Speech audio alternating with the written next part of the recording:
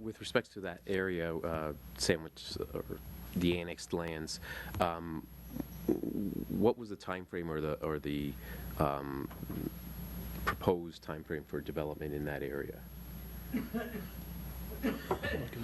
Through you, Your Worship, Members of Council, the Sandwich South lands 25 years at the time they were transferred to the city, which would have been 2003. The growth rate at that time was a little bit stronger than it is now, so you would probably extend that out to another, from the present day, about 25 years. That's the full growth of that area.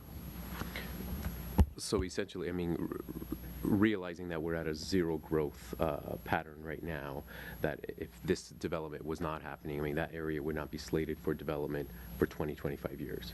No, sorry, incorrect. I meant to say, and forgive me if I didn't make it clear, but the entire area that was transferred from the county into the city, what we call the Sandwich South area, should accommodate our growth for a period of 20 to 25 years from the time it was transferred. So that would be fully built out, if you will, in, say, 2025.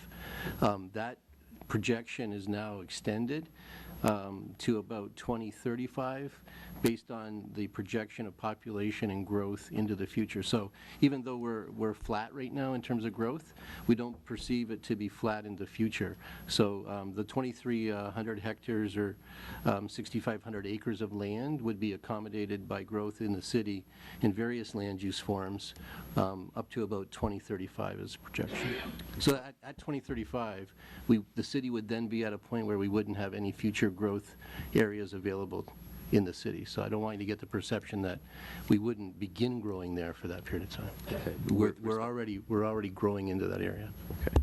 With respect to, we've heard recently on a number of different issues, whether it be the economic development strategies, that the growth pattern as far as zero growth is projected for 40 years, as for here on out, as far as even to stay at that rate. Are we still looking at that being accommodating the growth that we're... Yeah, there's a couple of, I don't agree with your number, but the projection for growth isn't to be flat or negative for that period of time. There's a couple of things that happen with dynamics of growth. One is population growth. But population growth doesn't necessarily mean there isn't land use growth. So we're seeing a trend, and this is a trend across North America, where there's less people accommodating in family size. So what is traditionally our family size of upwards of 3 people in a family is lower. So you may get 1.9 people in a family. You still have housing construction because there's actually fewer people growing into going into a house. So even though your population may not grow, your need for land use, because of lifestyle changes and landform and housing choice changes, that's just one aspect, just residential, forces growth or the accommodation of growth. So not to conflate population growth with land use growth, and sometimes you see that made. Okay.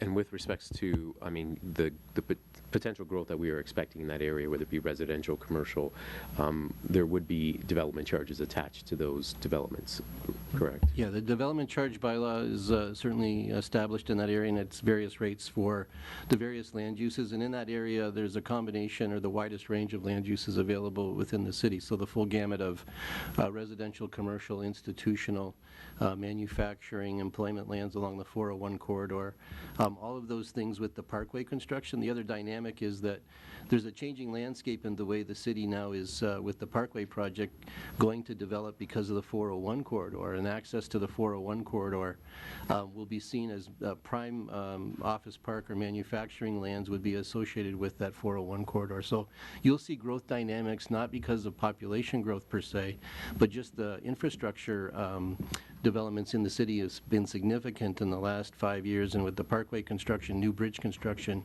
you would see that take off, and that's a component of growth in the Sandwich South area that population projections alone couldn't account for. And just to clarify, the provincial entity like this wouldn't pay development charges?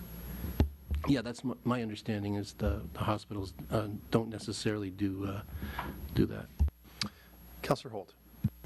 Thank Your Worship. To carry on, to continue with what Councillor Bordelin was, his line of questioning. So hospitals do not pay development charges. The development charges that we sent recently in the Development Charge Task Force in that area were at full price versus reduced development charges within the core of the city. Can you explain to us why we did that?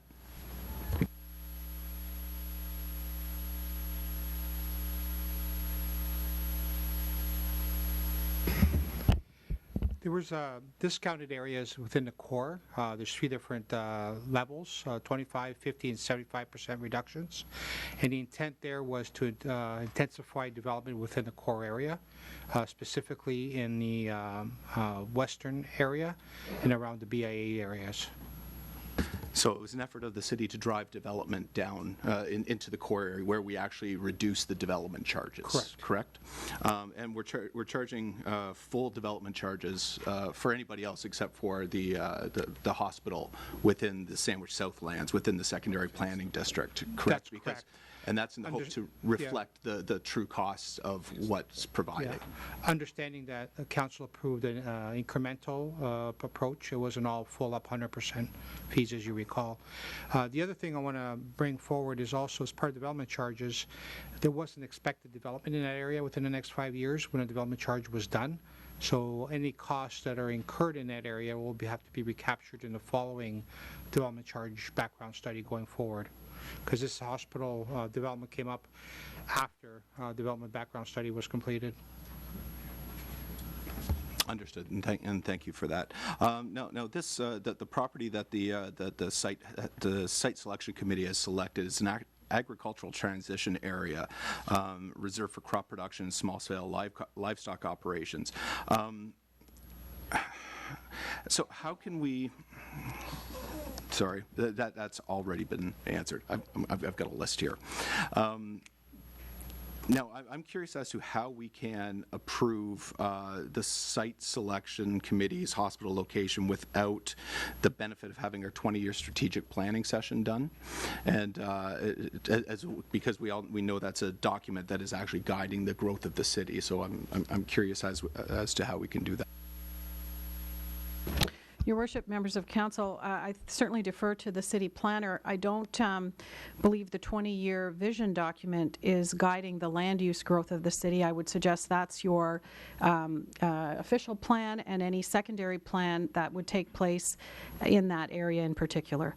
So the 20-year vision is, I would view as a separate exercise. Obviously, healthcare may become an initiative within your 20-year vision, but specifically to land use, I don't think it's there now unless you change your approach. Yeah, I can confirm that the CEO's comments are accurate. The vision document that would most apply to this project would be the city's official plan, and so it's a forward-looking document with a similar lens of 25-year planning horizon that was approved by the province in 2000 and amended from time to time. So when the Sandwich Southlands came into the city's planning documents, we amended that official plan to include our future land use options for all the lands in Sandwich South. And I think the zone that you had characterized the land as being isn't inaccurate, but the official plan designation for those lands is future employment lands and future growth area for the city. So those are clearly identified. That hospital site fell within the boundaries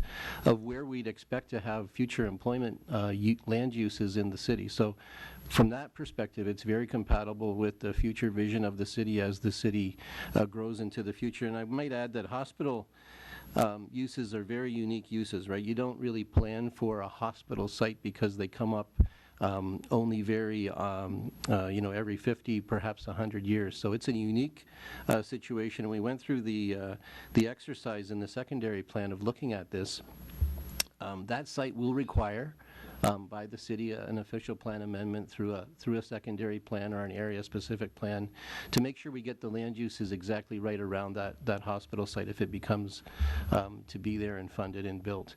So that's the real exercise, the future exercise the city will go through in consultation with the hospital and the consultation in the public to make sure we get those land uses absolutely right along that corridor and within that vicinity and bring that into the city's planning documents. But to answer the question, it certainly meets the future vision of the city's growth as it relates to the official plan.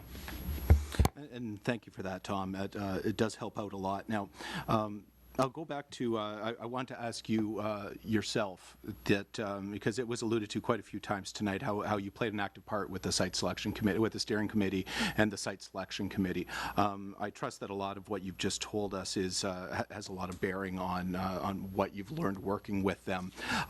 Do you endorse this property being used for the use that the site selection committee has chosen it for?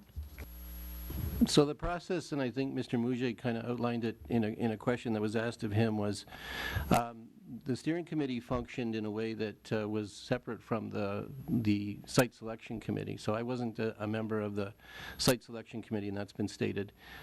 There were a number of people on the steering committee, and one representative from the county. I was the representative from the city, and there were a number of other folks on that committee within healthcare and other sectors of expertise. So we were tasked with looking at establishing criteria, objective criteria for the many sites that would become part of this process. Those sites were not known to us. Those were always held in confidence, and never divulged what other sites were part of this process. We were tasked with giving criteria or coming up with criteria. The majority of criteria, if you will, were fundamentally established through other hospital site selections and committee work that took place within the province of Ontario. And the consultant that we had, came back with various iterations of those criteria. So we tweaked a lot of the criteria from other sites, looking at making sure they weren't weighted too heavily to a suburban location, given on dynamics. So, for instance, I think Humber Hospital, one of those locations, Middlesex, London, those types of projects were looked at to make sure the criteria that were being used would be applicable to the Windsor Essex, right? So from my perspective, I looked at those being objective to the city's concerns, right? And things like land use compatibility. You also have to look at transit and transportation, which was mentioned tonight, but quite frankly, you have to look at automobiles and parking for automobiles, and you have to look at the growth dynamics of the city over time. So all of which is to say, I was satisfied that the criteria that was selected at the end of the day was objective, was based in good principles of land use planning, and I could go forward to say that whatever sites were selected that were ranked, if they could hit all those boxes in that criteria, that that web of criteria that we established, the cream would rise to the top, if you will. So I was never, I did not know any of the other sites. When the committee was presented with one site, and then that site was unanimously endorsed by the steering committee, as Mr. Mouget said. And that's the process that we followed. So he is correct. I did support the site that was ultimately selected as the preferred site, and then they went off and entered into negotiations to secure that site. And that was unanimously supported by the committee.